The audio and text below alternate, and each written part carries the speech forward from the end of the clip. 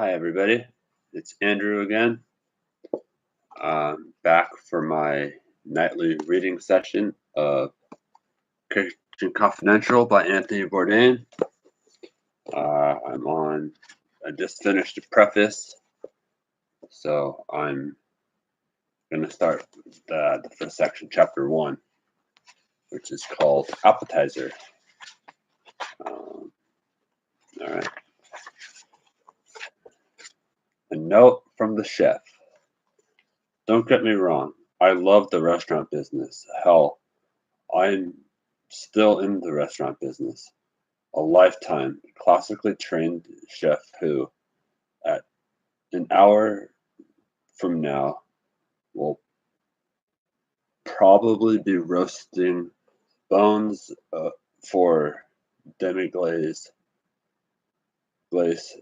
and butchering beef tenderloins in a cellar prep kitchen on Lower Park Avenue. I'm not spilling my guts about everything I've seen, learned, and done in my long and checkered career as dishwasher, prep drone, fry cook, griller din, sous chef, and chef because I'm angry at the business or because I want to horrify the dining public. I'd still like to be a chef too when this thing comes out, as this life is the only life I really know. If I need a favor at 4 o'clock in the morning, whether it's a quick loan, a shoulder to cry on, a sleeping pill, bail money, or just someone to pick me up in a car in a bad neighborhood in the driving rain, I'm definitely not calling up a fellow waiter. I'm calling my sous chef or a former sous chef or a sauceur, someone I work with or have worked with over the last 20 plus years. No, I want to tell you about the dark recesses of the restaurant underbelly, a subculture whose centuries-old militaristic hierarchy and ethos of rum, burglary, and the lash make for a mix of unwavering order,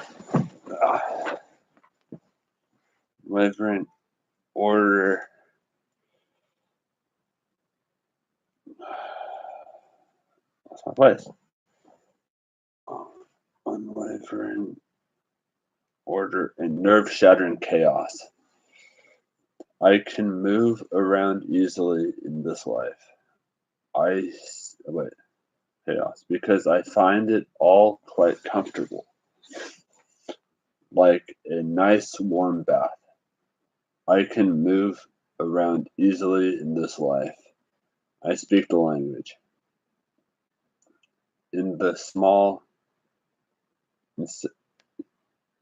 insidious community of chefs and cooks in New York City, I know the people, and in my kitchen, I know how to behave, as opposed to in real life where I'm on shakier ground.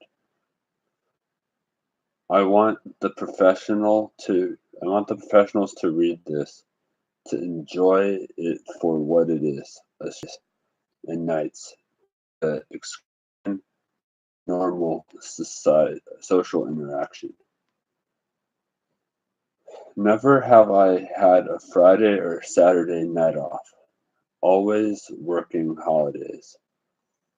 Being busier when the rest of the world is just getting out of work makes for a sometimes peculiar worldview, which I hope my fellow chefs and cooks will recognize.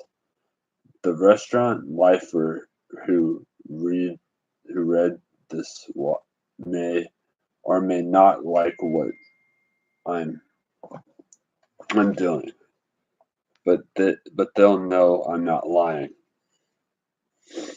I want the readers to get a glimpse of the true joys of making really good food at the professional level. I'd love them to understand what it feels like to attain the child's dream of running one's own pirate crew, what it feels like, looks like, and smells like in the clatter of hiss of a big city restaurant kitchen. I'd like to convey as best as I can the strange delights of the language, pettiness and death's head sense of humor found on the front lines. I'd like civilians who read everything can be fun of myself as referred to as the Bayonne bleeder, but back in the Ali Fraser era, he could always be counted on to as good as he got. I admired his resilience, his steadiness, his ability to get it together, to take a beating like a man. So it's not Super Chef talking to you here. Sure, I graduated CIA or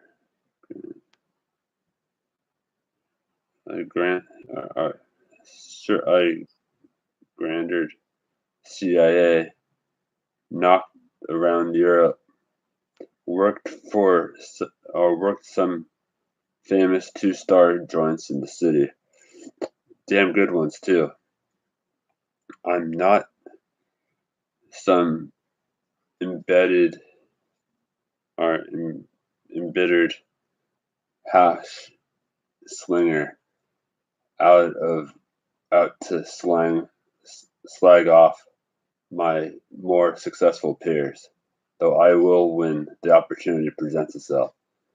I'm usually the guy who I'm usually the guy they call in to some high profile operation when the first chef turns out to be a psychopath or a mean megalomaniacal drunk.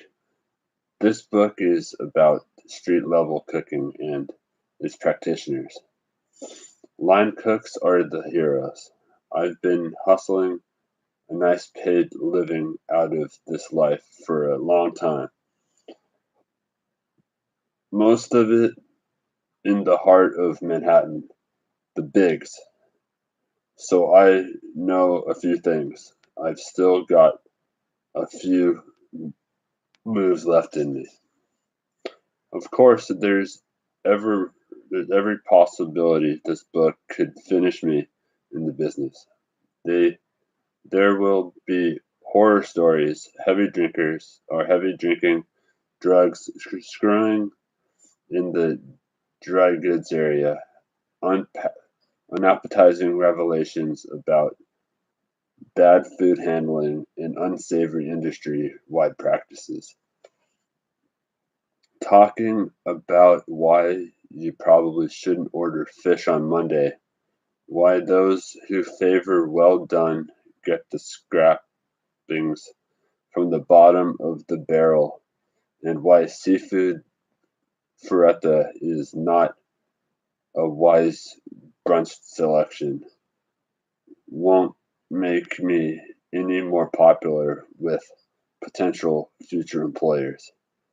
My naked contempt for vegetarians, sauce to ciders, sauce on ciders, and lactose intolerant, and the cooking of the Ewok like Emerald Lexi is not going to get me my own show on the Food Network. I don't think I'll be going on ski weekends with Andre Soltner anytime soon or getting a back rub from the hunky Bobby Flay. Eric Rippert, who won't be calling me for ideas on tomorrow's fish special. But I'm simply not going to deceive anybody about the life as I've seen it. It's all here, the good, the bad, and the ugly. The interested reader might, on the one hand, find out how to make professional looking and tasting plates or with a few handy tools, and on the other hand, decide never to order the moles mariners again. Tanny Pissman. Totally butchering that. Anyway, for me, the cooking life has been a long love affair, with moments both sublime and ridiculous. But like a love affair, looking back, you remember the happy times, the things that drew you in, attracted you in the first place, the things that kept you coming back for more. I hope I can give the reader a sense or a taste of those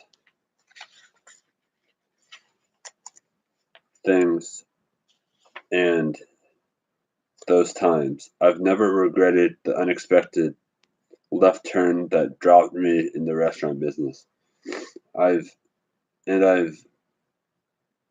long believed that good food, good eating is all about risk. Whether you're talking about unpasteurized Stilton raw oysters or working for organized crime associates, food, for me, has always been an adventure.